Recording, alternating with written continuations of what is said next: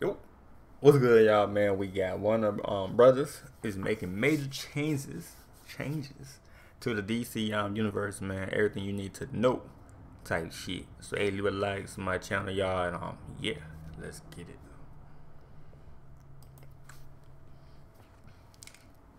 I ain't gonna lie, that's a big Batman toy, no cap. DC fans, how could we have been so blind? The prophecy was written right in front of us. Now what you're going to see here is why the hierarchy of power in the DC... Oh, yeah, I saw this commercial. Not commercial, but this intro and shit on YouTube. universe is about to change. Let us now lick the head of Dwayne Johnson to absorb his knowledge.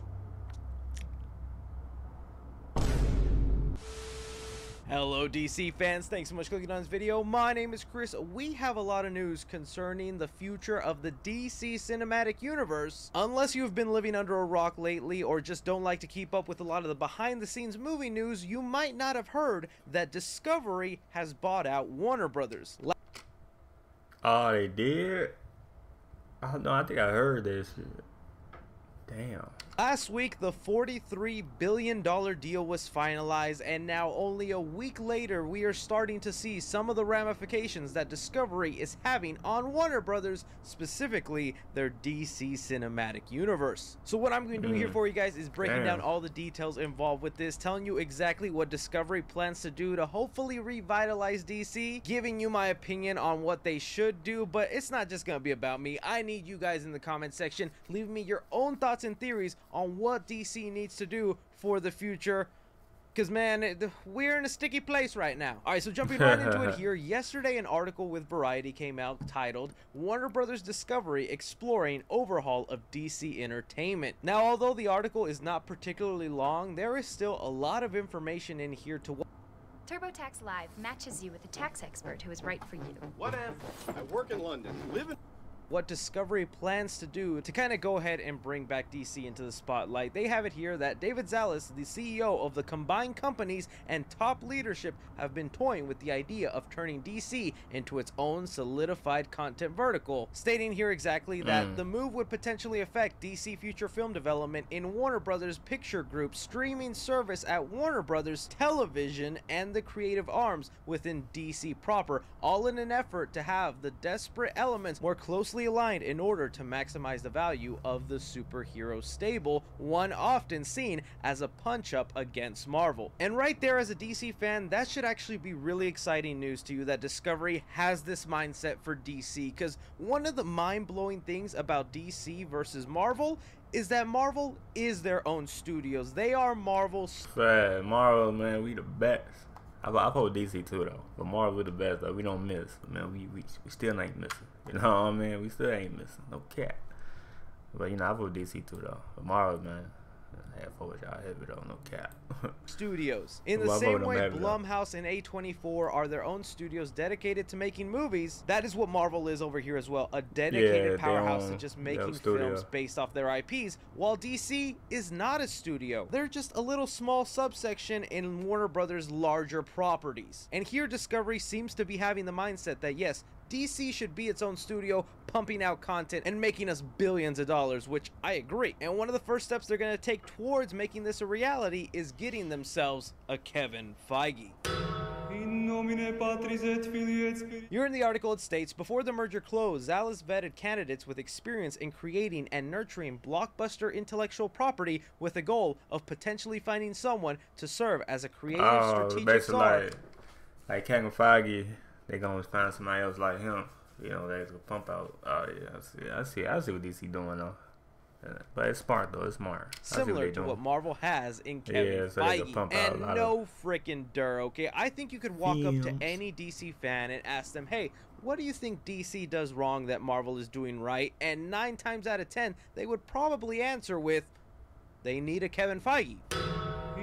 nomine Patris et Filii et Spiritus. Yet DC and Warner Brothers have really struggled to find that, and look, it's really a lot easier said than done. I know right now in my comment section of this video, there's people right now going, Zack Snyder should be the head of everything, James Gunn should be the head of everything, Matt Reeves or David F. Sandberg, and I'm gonna be 100% honest with you guys, nope, nope, nope, nope, nope. That is nothing against those directors. They are extremely talented people, and I love their work. But at the end of the day, these guys are directors. What DC wants is someone that can not only oversee plans for a cinematic universe, but their television side of things, their video games. Basically a businessman or a producer per se, like Kevin Feige. Because look, going down the list, I'm a Zack Snyder fan, okay? I think Man of Steel is underrated and one of the best Superman movies ever made. Was not the biggest fan of Batman vs Superman admittedly, but his version of the Justice League I fell in love with. However, knowing his plans for the future of the DCEU, where it was going to end with Ben Affleck Batman dying and Lois Lane giving birth to Batman's kid, a whole side plot involving a nightmare universe where Superman is working alongside Darkseid, really that is not the cinematic universe I was yearning for, just this ultimate gritty world. Plus, financially on paper, Zack Snyder is not the most favorable guy to have on Warner Brothers' side. It sucks to say it, but the lead up and planning that he was doing with the DCU was bringing in less and less money, because the plans he put forward— Wait, what? Justice League, damn. The highest one is Aquaman. That was good too, that movie. Damn. After that, it just went down. Well, not down, but you know, just the movie and shit. The highest one is, damn, that's from crazy. Man of Steel all the way to Justice League, and then having Justice League, your team-up movie, be the least earning film in your series, you're doing something wrong. And I know fans will go ahead and attack me and say, Chris, that's because it was the Joss Whedon cut. If Zack Snyder went ahead and released his original cut, it would have made $1 billion. Sadly, no. The reason that happened is because movie after movie, Zack was kind of alienating the general audiences and making them show up less. Also, there was no way Warner Brothers would have released the 4-hour cut. That is the masterpiece cut. They would have forced him to cut an hour minimum to make it 3 hours to release in theaters, making that film very sloppy and ending up with the same results. So again, I like Zack Snyder. I respect the man. I'm happy he's at Netflix doing what he does, and I can't wait to see Rebel Moon, but he's not necessarily what the DCEU needs. And then even going down with someone like James Gunn, he has said he has no interest in doing these larger character movies. He turned down Superman because he would rather go ahead and give the spotlight to lesser known characters and make fun and creative movies based off there. He doesn't want to run an entire universe of thousands of characters. David F. Sandberg, the director of Shazam, also talked about the same thing, that he would never direct a Superman movie because he's scared of the fan base. I mean, some of y'all DC fans be scary, and I don't blame him. So if he doesn't even want to do that, he's not going to want to go ahead and create a cinematic universe. And Matt Reeves, you guys know, I love the Batman. Right now, Robert Pattinson is my favorite Batman, and I can't wait to see his spin-off TV series. But again, as much of a genius as that man is, he has said in interviews he doesn't want to bring fantastical elements to a lot of these characters. Even when he was asked if he could bring in Superman into the Robert Pattinson world, he says he doesn't see how that character could fit into the universe with all the fantasy elements. And I'm sorry, but I would want a DCEU with fantasy elements, magic characters, time travel, lots of unexplainable stuff. It kind of sucks when everything is always trying to be too realistic. So you need someone like Kevin Feige who thinks like a businessman, and that's, I think, why they're struggling to find someone, because they say here in the article, one insider suggested that ZAIS was less interested in finding a creative guru and more eager to hire someone who had the type of business background needed to keep all different factions of DC working more harmoniously. And I think, yeah, that probably is extremely hard to find, and why they still haven't gotten there yet. However, that is what Discovery is looking for right now. Hopefully they find it, and once they do and get this person, their next step is Discovery believes that several top shelf characters such as Superman have been left to languish and need to be revitalized. Thank you, Superman do need another movie, no cap. You know how he do though. Discovery. Speaking as someone who was born in the mid-90s and basically grew up on Warner Brother DC characters, stuff from the Justice League animated series, Justice League Unlimited, Teen Titans, a lot of us were basically bred for the future DCEU cinematic universe, and I remember being a kid and seeing the Avengers starting to form together and going, what is the Avengers? I only know the Justice League. How are you gonna pair someone up like Iron Man next to Thor, next to Captain America and Black Widow? That doesn't really make sense in my head, because in my mind the legends were Superman, Batman, Green Lantern, Flash, Wonder Woman. Then I gotta make another Green Lantern too, and they are making Flash.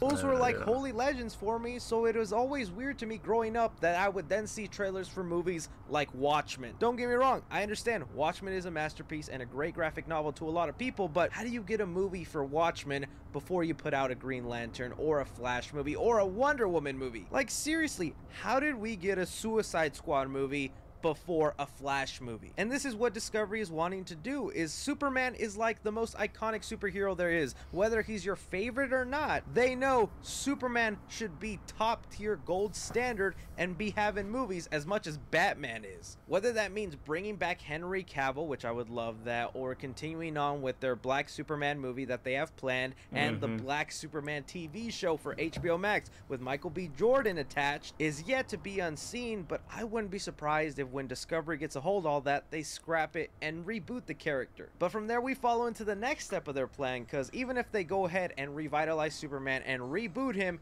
it's not going to be a reboot of the DC cinematic universe. They say here they also believe that projects like Todd Phillips' Joker are shining examples of how second build characters from DC library can and should be exploited. Margot Robbie's Harley Quinn is another example. This is, I think, why it's so hard to find a Kevin Feige-like person for them, because they not only want someone to build a cinematic universe, they also want someone that can do spin-off standalone they want to do all the other shit movies that don't connect to anything, while also simultaneously releasing a connected universe and explaining that to the audience. That already is a tough task, but I can't blame Discovery for wanting to do that when the Joker, a rated R movie, made $1 billion. Oh, that motherfucker. And then I heard it making a part 2. Can't wait for that shit though.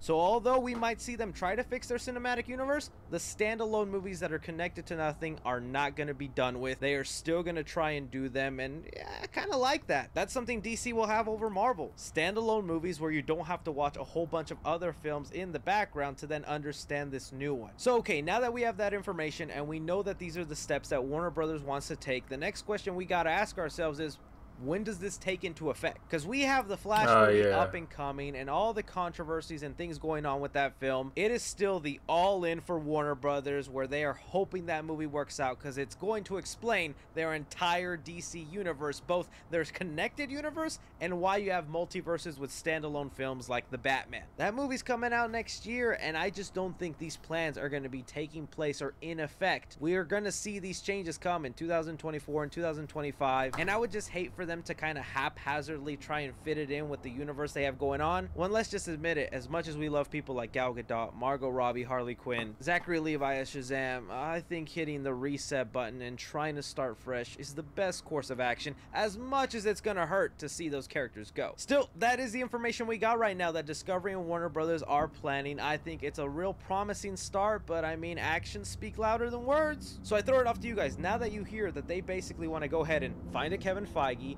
focus on their legendary characters like Superman and try and bring them back to the spotlight, while also still trying to do standalone movies separated from cinematic universes, is this the correct way to go for DC, or do you think something else should be done? And think everything, be sure to like, subscribe, follow me on Twitter at 3CFilms or on TikTok at 3CFilms. But as always, I'm Chris. Take care. I think that's the right way though and shit. But best of luck though for Warner Brothers. You know what? I ain't gonna lie, I still love Warner Brothers though, with their movies and shit. You know what I mean? But yeah, they do need Kevin Feige so they, you know, have some ideas and shit though. I ain't gonna lie. But yeah, like it up, sub y'all, and yeah, peace.